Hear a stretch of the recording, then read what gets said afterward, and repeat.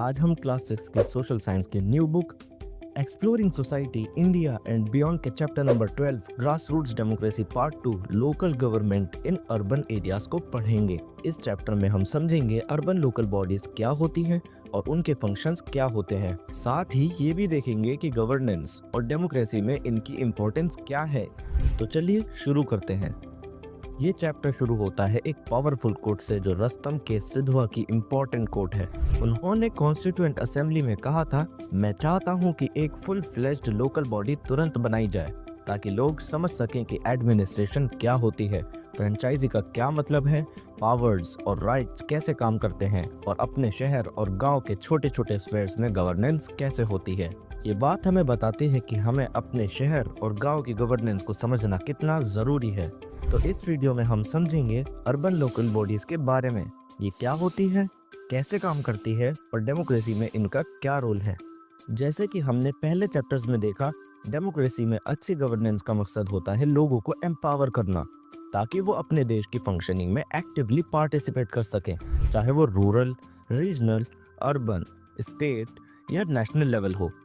ये है participatory democracy का ब्रॉडर कॉन्सेप्ट। हमने रूरल एरियाज में इस सिस्टम को समझा। अब हम देखेंगे कि ये अर्बन एरियाज में कैसे काम करता है।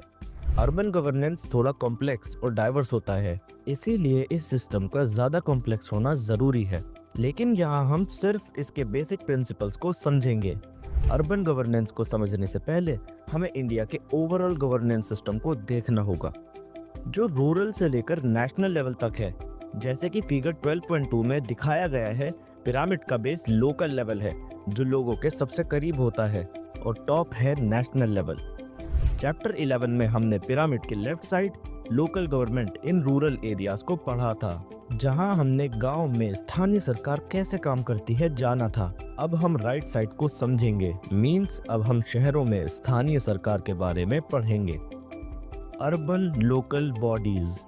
अर्बन लोकल बॉडीज यानी शहरों की लोकल गवर्नमेंट एक ऐसे सिस्टम का हिस्सा है जो डिसेंट्रलाइज्ड होता है। इसका मतलब है कि यहाँ फैसले सिर्फ ऊपर से नहीं लिए जाते, बल्कि लोग अपने एरियाज के इशू पर खुद फैसले लेते हैं। शहर और टाउन्स को छोटे छोटे पार्ट्स में बांटा जाता है जिन्हें वार्ड्स कहते हैं। Ward committees health camps organise करती है, सिंगल यूज प्लास्टिक्स के अगेंस्ट कैंपेन्स चलाती है और वाटर लीकेज या डैमेज्ड रोड जैसे प्रॉब्लम्स को रिपोर्ट करती है। हर स्टेट्स के रूल्स के हिसाब से इनका काम थोड़ा अलग हो सकता है। ये बॉडीज गार्बेज कलेक्शन, रोड्स और पार्क्स का ध्यान रखती है और लोकल टैक्सेस कलेक्ट करने का काम करती है। लेकिन ये तभी अच्छे से काम करेंगे जब हम अपनी जिम्मेदारी समझेंगे। जैसे अगर हम कचरे को अलग अलग रखना फॉलो करें या किसी प्रॉब्लम को टाइम पर रिपोर्ट करें तो काफ़ी चीज़ें आसान हो जाती हैं। अर्बन लोकल बॉडीज का ये सिस्टम एक पार्टिसिपेटरी डेमोक्रेसी का एग्जाम्पल है जिसमें हम सबका रोल ज़रूरी है। मद्रास कॉरपोरेशन की बात, अर्बन गवर्नेंस की शुरुआत 29 सितंबर 1688 एक ऐसी तारीख जो भारत के म्युनिसिपल गवर्नेंस के इतिहास में एक नई कहानी लिखती है।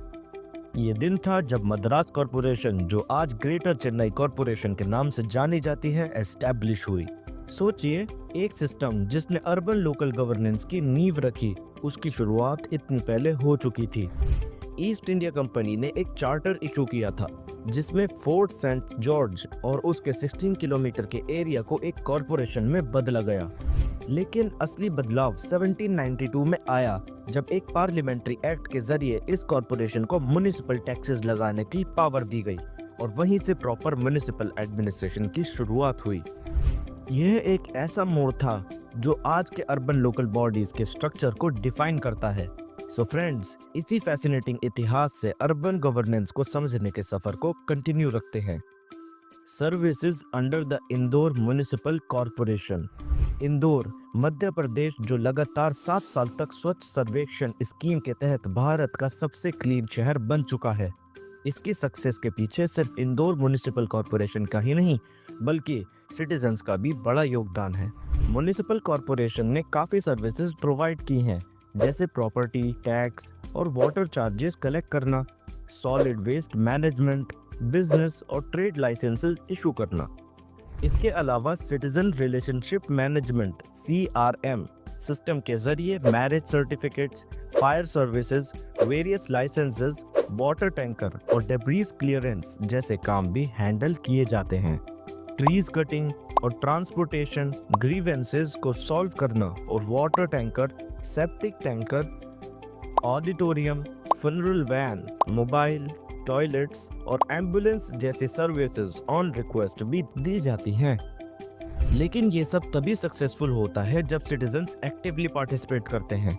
इंदौर के लोगों ने वेस्ट सेग्रीगेशन, टाइमली रिपोर्टिंग और कम्युनिटी पार्टिसिपेशन के जरिए अपनी जिम्मेदारी निभाई।